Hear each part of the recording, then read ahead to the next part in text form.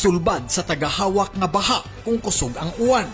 Giaprubahan ni Governor Pam Barry IV ang pagpatuman sa duha ka drainage outfall project sa Barangay Kalahuan sa Minglanilla.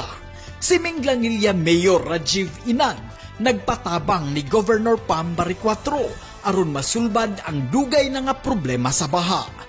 Ang mayor nagpresentar sa ilang mga plano sa duha ka drainage projects nga naglakip sa 44 milyones nga proyekto nga magsugod gikan sa Istoy Vulcanizing Shop paingon sa Baybayon o 16.7 milyones nga proyekto gikan sa Skina Tesda padung sa Baybayon.